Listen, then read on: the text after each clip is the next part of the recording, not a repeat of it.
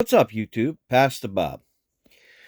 So, a couple of my friends, we were chatting the other day, and they were like, what's a good setup for a vintage Les Paul, like 50 style, for potentiometers, and what would you use for capacitors, and look, I think really it matters to the individual, right? But um, to get the vintage sound from vintage Les Paul styles or a vintage Les Paul, you have to use really good components, really. I mean, some people will say, "Oh, your cheap Chinese sound all right." Well, if you're gonna go through and you're gonna match your capacitors and you're gonna match um, your potentiometers, and that's a little bit different. But there's a lot of things that contribute to good connectivity, good sound, um, longevity, and tried and proven to work and work well. So I'm doing this video for everybody so they can see how I lay out when I'm doing a custom build. The first thing is you should always get yourself a piece of cardboard or wood or something and lay out your potentiometers the way that it's configured in your body. So this is the way that they're configured in the body, and I'll show you here in a second. Now, this is still under construction. It still has a long ways to go. And probably some people don't even see this stuff, so I figure I'll show you. So when I take these potentiometers, right, they go down just like that, right? And I'm showing you that so you can see where it says neck and bridge, right? That way you get the better understanding when I flip the guitar the other way around. Okay? So that's the way that it sits inside of the guitar, the potentiometers. All right? So when you flip it around on the front, like this, you can see when I flip it how they're laid out.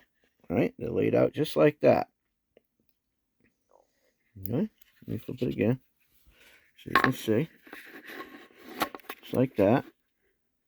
All right? And it makes it easier if you put the cardboard and then or wood or whatever you're using and do it that way so that it lines up well. Okay? So now that you have it all laid out on your piece of cardboard, you can make marks, neck, bridge, neck volume, neck tone, bridge volume, bridge tone.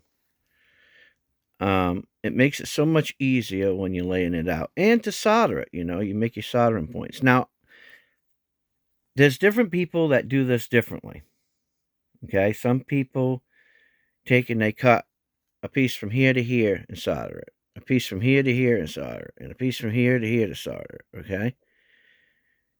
And then other people say, "Oh, well, that's not the right way of doing it, really, because it's jumping in connectivity. It doesn't have one complete. It's a ground.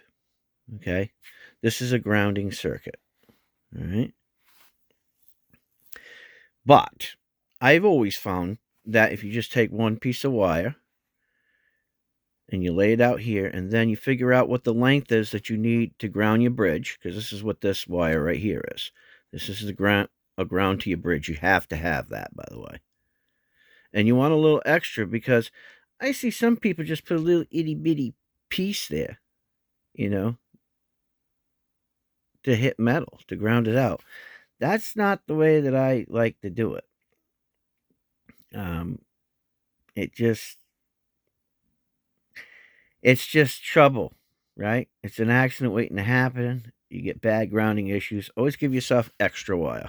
You can always, you know, cut it back, but you can't add to it, right? I mean, some people might say, "Oh, I just put a soldered piece on, man." Well, I guess you could, but that's not the way that I see it properly done.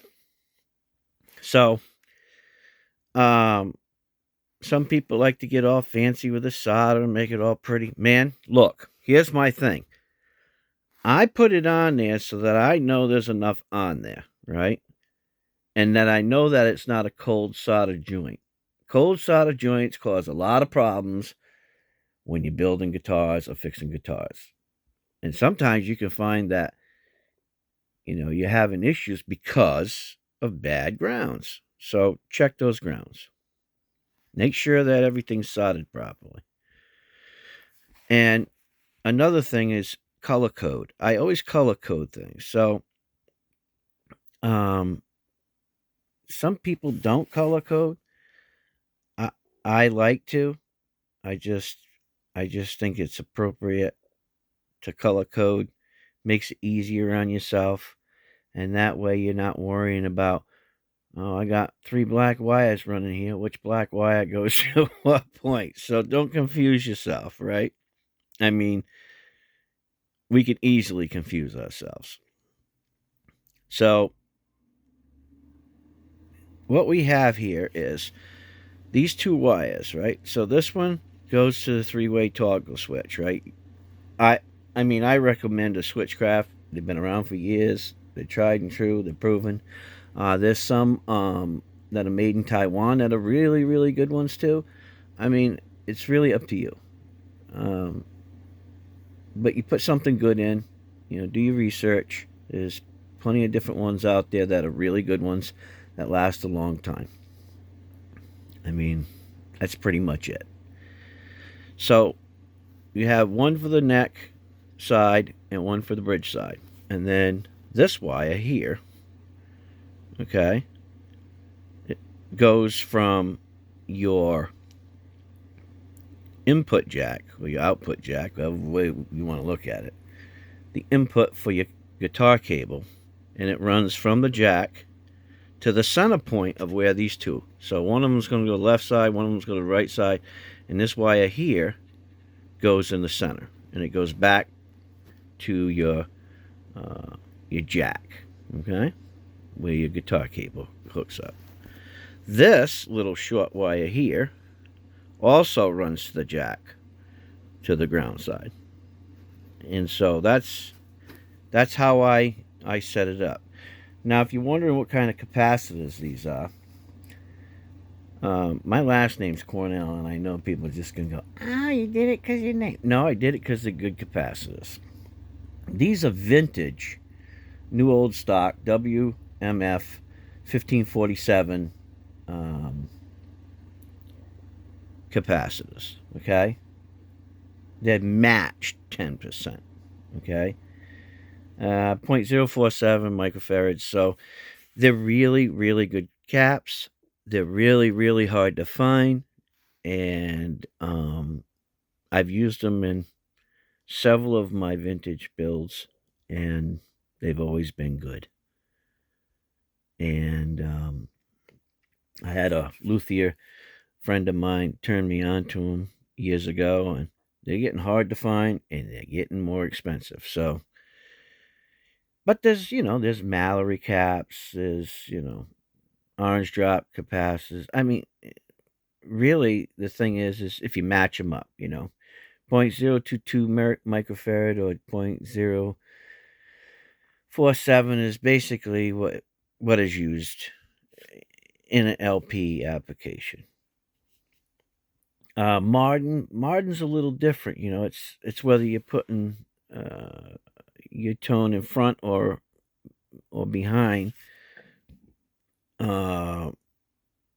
during your volume. It's a little bit complicated for some people to understand, but it just has to do with bleed off. I mean, that's really much what it is in a nutshell. I'm just here for the basics of how to set up your potentiometers for a 50 style, and I don't do a whole lot of coil tapping myself. I have guitars that are already built for that.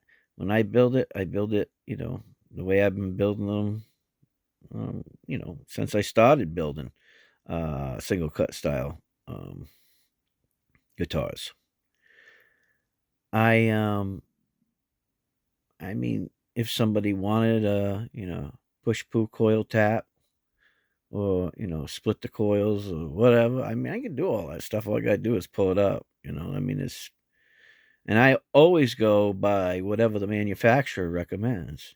And that's another thing. If you, when you buy certain pickups, right? Usually those pickups, they work best with certain types of capacitors and certain types of potentiometers. So that's, I mean, it's up to you whether you want to, take the manufacturer's recommendations when you're doing that. And also wiring, you know. I mean, that's totally up to you guys. I'm just kind of showing you what I do and how I've done it. And it's always worked. It don't have to be pretty to work right. And I really believe that. So, anyways, I hope this little video was helpful to you guys. I mean, there's plenty of other videos with other people who do this for a living every day.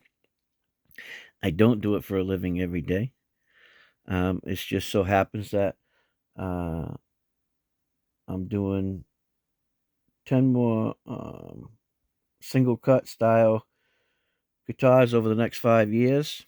And then I'm going to be either selling them or auctioning them off. And then I'll take the money and buy gifts for charity that I do every year during Christmas time for people in need.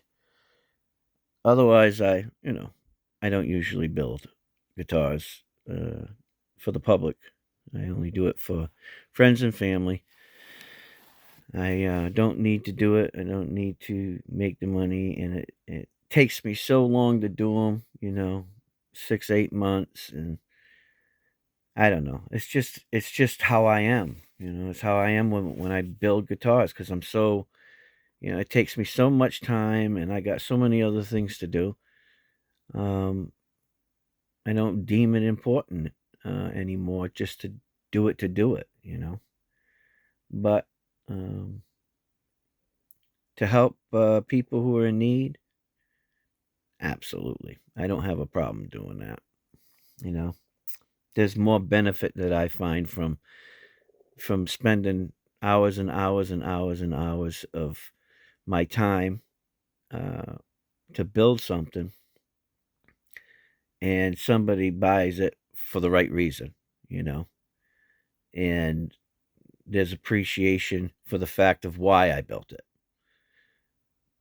It doesn't make a difference to me then what they feel about my craftsmanship, or how I did it, or if I still left a scratch here or there, or if there's a bump in it, or anything like that. Because they basically buy the guitar because of what I'm doing and the charity that I'm trying to support. So, anyway, I hope you enjoyed this little video. Hope you get some information that maybe somebody else didn't explain to you the way that you would understand it. And get to see the layout and how I do it. Maybe you like it, maybe you won't. There's plenty of great guitar techs out there and great luthiers out there that have plenty more information than I have. And, I just go by the book, when I'm doing something. But I do have my own way of doing something, and my own types of pots that I use on different levels of bills. And because this one has a lot of inlay work and a lot of binding, I just wanted to do something special for it. So, anyways, guys, take care. God bless. Hope you all have a wonderful day. Please like, share, subscribe, and we'll see you soon. Take care. It's Pastor Bob, and I'm out of here. See ya.